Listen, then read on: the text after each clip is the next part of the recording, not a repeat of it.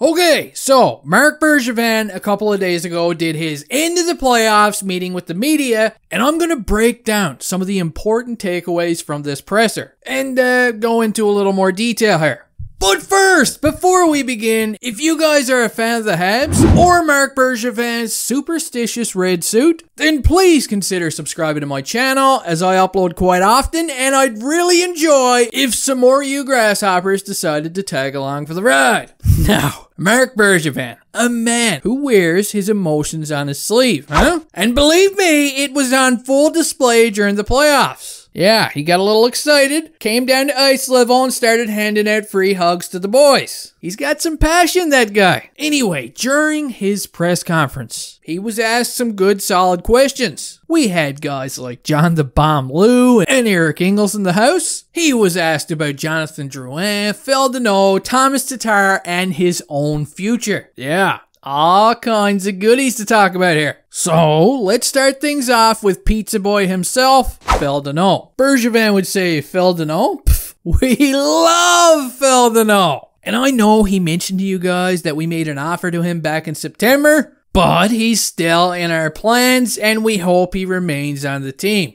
So yeah, it sounds like Phil Danault is definitely in the future plans of Montreal. I don't know. It just seems like Marc Bergevin isn't done with him just yet. I think these guys are pretty close. Like two cheeks of an ass close. Bergevin was in Chicago when Danault was drafted there, and then he wasted no time to drag his ass onto the Habs ship when he became the GM here. So don't be shocked if Phil Danault is here next season. And that's not necessarily a bad thing, you know, depending on his role. And I'm going to dive a little deeper into this in a video that I have planned for later this week. Maybe even tomorrow, who knows. Bergevin would also talk about Jonathan Drouin, as I mean, hey, everybody is looking for the scoop on Jonathan Drouin. Now, Bergevin wouldn't go into much detail, although he would say that Drouin is doing much better, but he wouldn't comment on his future with the team at the time. Now, there are a lot of people, including myself, who are kind of skeptical on whether we see Drouin back in a Habs jersey next season or not. And no, again, this isn't me saying that I don't want to see Drouin back, but this is me saying that I wouldn't be shocked if he was a member of another team. And on a completely different tangent here, I just gotta say, man, it would have been cool to have had Drouin play during the playoffs, huh? Because he was pretty good in the playoffs during the bubble last season. And who knows what a presence like that could have done during the playoffs this year. Because so far, all I've been hearing about is, oh, John Tavares was hurt. And then the Jets lost Mark Scheifele. And then Vegas lost Carl Grimes. Chandler Stevenson, whatever the hell his name is. But listen, it just kind of felt like everybody forgot that Montreal was actually playing without Jonathan Drouin,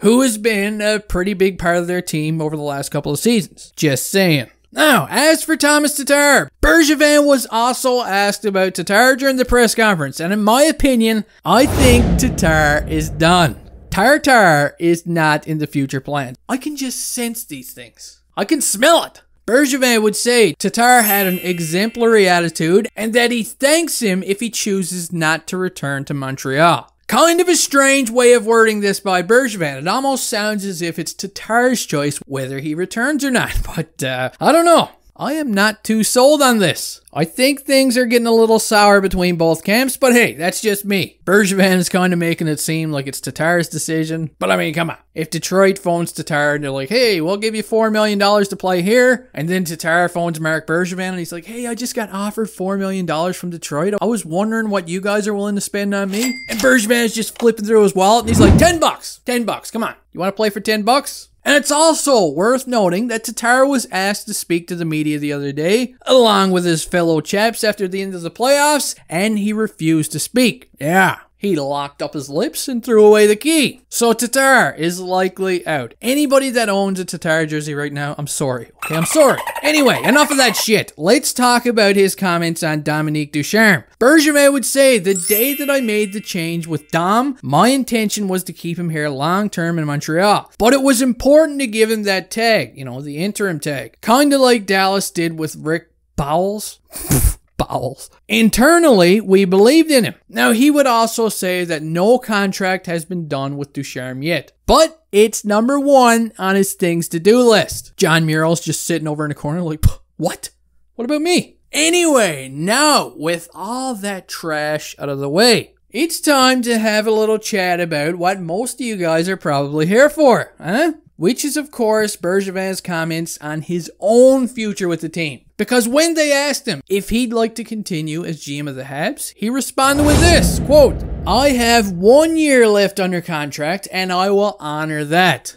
Boom! Mic drop. Then he picked up the mic again and he said, honestly, it ended just 2 days ago. I haven't had time to think about anything. I have another year left under contract, so nothing is pressing. Now, before everybody hits the panic button here and starts screaming like Ned Flanders, and gets their panties in knots, keep in mind, this is Marc Bergevin we're talking about, okay? The same Marc Bergevin who will face the media on trade deadline day and say, "Hey, I'm done. Nothing to see here. No more trades. My phone is off. I crossed my heart and I hope to die." And then a couple hours later, he's back on a Zoom meeting and he's like, "Yeah, so I got a couple of trades to talk about here. We just got this guy and that guy." So whatever he says, believe the opposite. And it almost sounds like this could be a bit of a negotiation tactic here. I'm not really sure. It's pretty strange. But personally, I think he wants to continue. And I do think that he's going to get extended. Although, on the other hand, maybe he's a little exhausted. I mean, it has been like 9 years now.